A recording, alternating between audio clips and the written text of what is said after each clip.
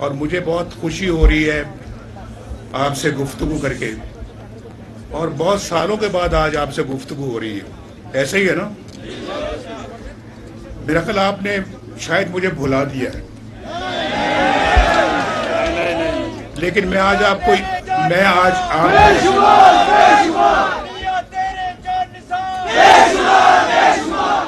लेकिन मैं आज आपको याद दिलाने आया हूं कि मैं जब वज़ीर आज़म था तो कई मरतबा मैं यहाँ गिलगित आया था, और कई मरतबा मैं स्कर्दू गया था, और मैं स्कर्दू गिलगित वज़ीर आज़म बनने से या वज़ीर आज़म बनने से भी बहुत पहले आया था, और मैं इस सारा इलाका मैंने देखा था।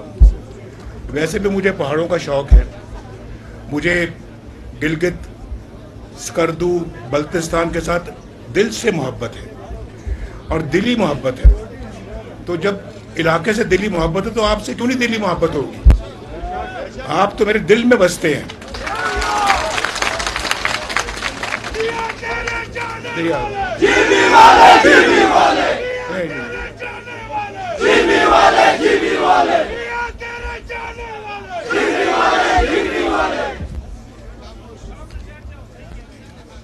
भाई अभी जरा नारेबाजी से थोड़ा सा परहेज करें, ये करेंगे और मेरा ख्याल शायद मैं भी आपके साथ मिलकर नारे लगाऊंगा। तो मैं ये कहना चाह रहा हूं कि जब मैं आज आया हूं ना, जरा मेरी बात गौर से सुने। यहाँ जो आपस में गुफ्तगू कर रहे हैं वो जरा प्लीज बंद कर दें, बंद कर दें। आज जब मैं आया हूं तो जो मैंने हुलिया देखा है यहाँ पे एयरपोर्ट से निकलने के बाद सड़कों का, मैं बयान नहीं कर सकता। मुझे बहुत तकलीफ हुई, बहुत दुख हुआ है कि जिस गिलगित को मैं जानता था वो गिलगित कहाँ है, और जिसको कि मैं बहुत डेवलप करना चाह रहा था, जिस गिलगित बल्तिस्तान को मैं सीने से लगा के रखता था, और मैं चाहता था कि यहाँ बेतहाशा तरक्की हो, यहाँ के लोग रोजगार पे फायज हों, उसकी सड़कों को देखकर आज मुझे बहुत तकलीफ हुई। इतने खड्डे हैं, पूछे इनसे रास्ते में, मैंने 3-4 मरतबा इनको कहा है, मैंने कहा ये सड़क तो यार बहुत दुख हो रहा है। एक ज़माने में इतने शौक से बनाई थी हमने सड़कें, भाई सिर्फ ये सड़क नहीं बनाई थी, सड़क हमने मानसेरा से शुरू की और थाकोट तक तो बड़ी अच्छी बन गई है, लेकिन वो बननी थी यहाँ गिलगित तक, क्यों नहीं बनी? और गिलगित से आगे उसने जाना था खुंजराब, क्यों नहीं हुआ? मुझे कोई बता सकता है कि क्यों नहीं हुआ? मैं किसी पार्टी के खिलाफ नहीं बोलना चाहता, मैं पार्टी या हुकूमत के खिलाफ नहीं बात करना चाहता, लेकिन मेरा दिल चाहता कि मैं पूछूं उनसे कि आपको इस मुल्क की हुकूमत का मौका मिला, आपने इस इलाके को क्यों इतना इग्नोर किया, नज़रअंदाज किया? आपने तो बहुत सारी चीज़ों को नज़रअंदाज किया है। आज मुझे ये दुख ना होता देखकर इस हालत को जो मैं आज हो रहा है, क्यों आपने इस पर तवज्जो नहीं दी? क्या वजह, आपकी तवज्जो किन चीज़ों पे रही है? हम वो पार्टी हैं, मैं वो नवाज शरीफ हूँ जो किसी पे तनकीद करके, किसी की बुराई करके वोट नहीं मांगता। हम अपनी कारकर्दगी की बिना पे वोट मांगते हैं। और मुझे बताओ जरा, इस सड़क के ऊपर जो सड़क जिसका मंसूबा मैंने शुरू किया था, जो अभी यहाँ तक नहीं पहुंची, उसको यहाँ तक पहुंचना चाहिए था, फिर आगे जैसे मैंने कहा खुंजराब तक पहुंचना चाहिए था। वो सड़क मैंने यहाँ से अल्लाह के फजल करम से स्कर्दू तक पहुंचा दी, और उसमें पता है कितना खर्चा आया? 50 अरब रुपए के लगभग खर्चा आया उसमें। ये गिलगित वालों का, ये बल्तिस्तान वालों का हक है, कोई मेरा एहसान नहीं है आप पे, कोई एहसान नहीं है, ये आपका हक है जो आपको मिलना चाहिए। मेरा दिल रोता है कि ये सब कुछ ऐसा क्यों होने दिया? ये पैसा जो आप पे लगना चाहिए था क्यों नहीं लगाया गया? कहाँ लगाया वो पैसा? यहाँ अस्पताल बनाए तो हमने बनाए, बिजली के कारखाने लगाए तो हमने लगाए, ये जो हमने पानी पे जो कहते हैं उसको, जो हाइडल पावर प्लांट्स किसने लगाए? हेंजल वाले हमने लगाए। हाइड्रो इलेक्ट्रिक जो है ना वो पावर हमने, पानी से जो बिजली पैदा होती है वो किसने लगाई? हमने। ये जो नलदा का मंसूबा है हमने मुकम्मल किया है, और दूसरे मंसूबे अभी तक मुकम्मल नहीं हुए। और मुझे बताए किसी और पार्टी का नाम लेके किसी ने यहाँ पे ईंट भी रखी हो, नहीं। किसी मंसूबे की बुनियाद रखी हो, नहीं। कोई सड़क की बुनियाद रखी हो, नहीं।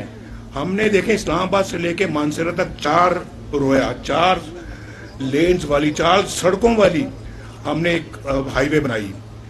वही 4 सड़कों वाली हाईवे यहाँ तक भी आनी चाहिए थी। और यहाँ पे तो मुझे अफसोस होता है कि एयरपोर्ट जो मेरे ज़माने में था आज भी वही है, ना उसको बढ़ाया गया है, ना उसको वसी किया गया है, फ्लाइटें भी वही हैं, कम हो गई। एयरपोर्ट को बड़ा करके यहाँ तो बोइंग जेट्स आने चाहिए थे जैसे स्कर्दू जाते हैं, लेकिन अभी तक अगर नहीं है तो मुझे बड़ा अफसोस है। और मैं दिल से आपको अफसोस का इजहार कर रहा हूँ, लेकिन साथ मैं ये भी आपको बताना चाहता हूँ कि मैं शहबाज शरीफ साहब के साथ मीटिंग करूँगा और कहूँगा कि इस एयरपोर्ट को बड़ा करें और इसको, और यहाँ पर भी गुंजाइश पैदा करें कि यहाँ पे जेट लैंड कर सके और जेट टेक ऑफ कर सके।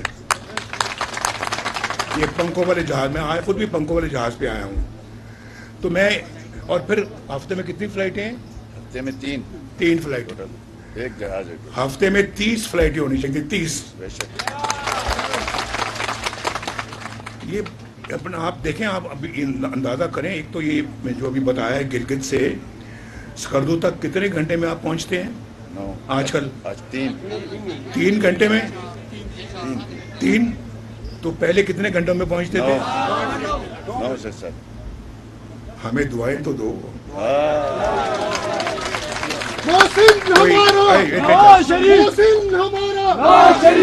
कोई 9 घंटे के सफर को हमने 3 घंटे में लाके खड़ा कर दिया है। 6 घंटे आपके बचाए हैं, आपके बाल बच्चों के लिए कितनी सहूलत पैदा की है अल्लाह के फजल करम से। ये हमारे दिल की एक मुराद पूरी हुई है।